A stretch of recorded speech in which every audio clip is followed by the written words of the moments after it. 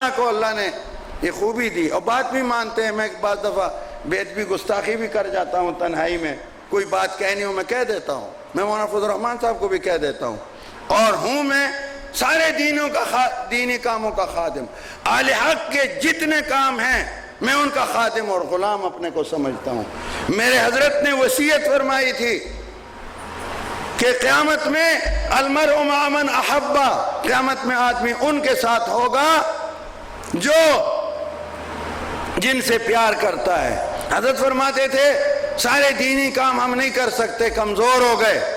جس کام سے دلچسپی ہے, حق کام, سچ کام, دین کا, اس میں کھپ جاؤ اور باقی کاموں سے پیار کرو. قیامت میں سب کے ساتھ حشر ہو جائے گا. اس لیے میں الحمدللہ بغیر کسی لالچ, بغیر کسی عہدے, بغیر کسی طمع کے جہاں دیکھتا ہوں حق ہے ان کا ساتھ دیتا ہوں. مولانا بھی مجھے اس لیے اچھے لگ رہے ہیں, الحمدللہ اہل حق کے نمائندہ ہیں ہر جگہ, اور اللہ تعالیٰ نے ان کو بہت صلاحیتیں دیں. اللہ مزید قبولیت عطا کرے. اور آپ حضرات سے بھی یہی درخواست ہے, آپ فضلاء ہو, جاؤ اب کسی اللہ والے سے ضرور جوڑ بیٹھاؤ. مولانا سے ہی بیعت ہو جاؤ, آپ کے استاد بھی ہیں, یا جہاں بھی ہو کسی اللہ والے کے پاس رمضان گزار لو, کسی اللہ والے کے پاس چلہ گزار لو اور اپنے آپ کو سپرد کر دو. آپ کے کاموں میں برکت آ جائے گی. دیکھیں میں نے ہندوستان میں دیکھا, مختصر عرض کرتا ہوں, آپ کو بھی دور جانا ہے, مجھے بھی جانا ہے. ہندوستان کے سفر میں ہم دہلی گئے, سارے اکابر تھے. حضرت مولانا عبدالمجید لدھیانوی رحمۃ اللہ علیہ وہ بھی تھے. ہمارے استاد مولانا ڈاکٹر شیر علی شاہ صاحب اللہ ان کو صحت عافیت دے وہ بھی تھے. حضرت ڈاکٹر عبدالرزاق اسکندر صاحب دامت فیض, اور بڑے بڑے اکابر تھے. ہم خادم بھی ساتھ تھے.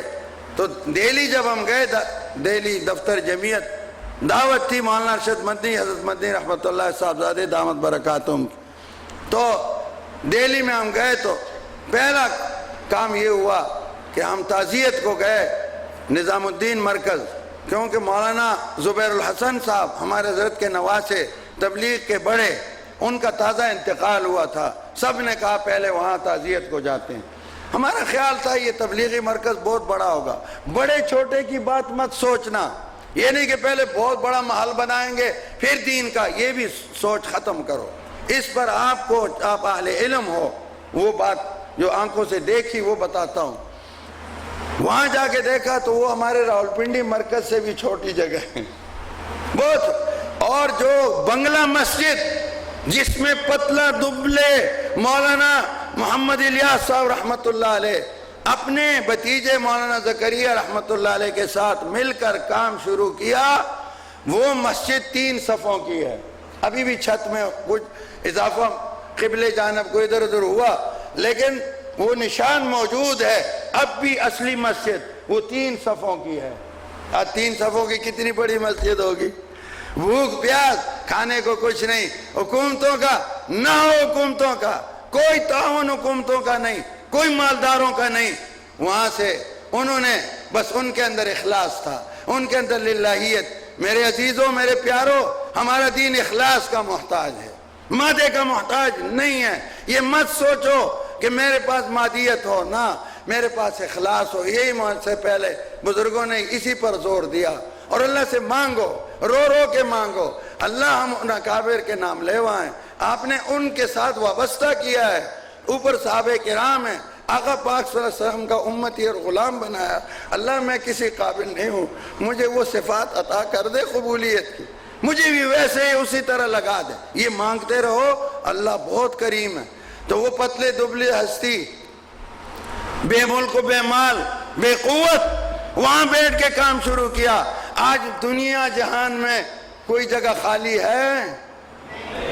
اس کو بیان کرنا ہی فضول ہے.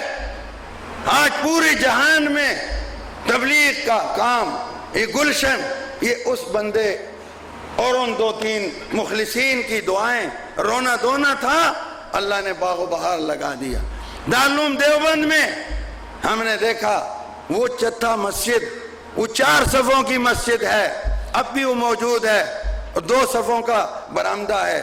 وہیں انار کے پودے کے نیچے، درخت کے نیچے، ایک استاد ایک شاگرد، پھٹے ہوئے کپڑے ہیں، کھانے کو کچھ نہیں ہے، حکومتیں نہیں ہیں، کچھ نہیں ہے، مادیت نہیں ہے، کام شروع کیا۔ آج دیوبند کا چمکتا ہوا سورج پوری کائنات کو روشن کر رہا ہے۔ یہ اخلاص للہیت ہے۔ آپ بھی اپنے ہاں جاؤ اسی اخلاص کے ساتھ، اور اپنے بڑوں پر اعتماد۔ میں نے دیکھا ہمارے کئی جماعتیں ہیں اہل حق کی، اور کئی نوجوان ان سے باغی ہو جاتے ہیں، یہ ٹھیک نہیں ہے، یہ بزرگ ٹھیک نہیں ہے، یہ مت کہنا۔ جس کو بزرگ مان لیا، جو استاد بن گیا، جو بڑے ہیں، ان کے ماتحتی میں رہو گے، آپ کی ترقی ہوگی، آپ کو برکت نصیب ہوگی۔ تو یہ بہت کچھ دیکھا۔ گنگو شریف گئے، حضرت گنگوئی کے مزار اقدس پہ، نانوتا گئے، رائے پور شریف حضرت رائے پوری کے، جہاں رائے پور حضرت مولانا علی میاں صاحب نے لکھا ہے، رائے پور کا پتا پتا اللہ کا ذکر کرتا تھا۔ آج ذکر کی مخالفت ہو رہی ہے دیوبندی ہو کر۔ اور آپ کو یہ بھی بتاؤں، دارالعلوم جیسے دارالحدیث میں درود شریف کی یہ کیفیت دیکھی۔ دارالعلوم دیوبند کی مسجد چتھا میں ہم صبح کی نماز پڑھتے تھے، مہمان خانے کے سامنے، فجر کے بعد نماز ہو جاتی، بڑی حسین تلاوت کرتے تھے نماز پڑھانے والے، کوئی طالب علم ہی ہوں گے۔ خیر، اس کے بعد دعا ہو گئی، اور اس کے بعد ذکر جہر کی 12 تسبیح چشتیہ، اور دارالعلوم دیوبند کے محتمم صاحب خود شریک ہوتے تھے۔ 12 مہینے یہ منظر ہوتا ہے۔ دیوبند ان تمام حسنات کا مرکز، ذکر کا بھی۔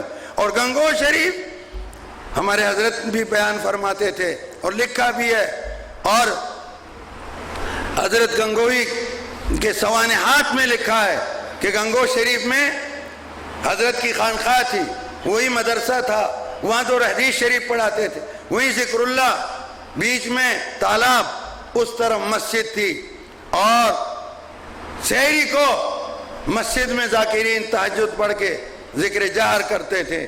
ادھر خانقاہ میں بیچ میں دو بھی آتے تھے، تالاب میں مسلمان بھی ہندو بھی، اتنا ذکر اللہ کا ہوتا تھا، اللہ اکبر، کہ وہ دو بھی جو سی کرتے ہیں اپنے کو جگانے کے لیے کپڑا مارتے ہوئے، وہ الا اللہ الا اللہ اللہ اللہ اللہ کی آوازیں لگاتے تھے۔ یہ اس کا اثر ماحول کا پڑا۔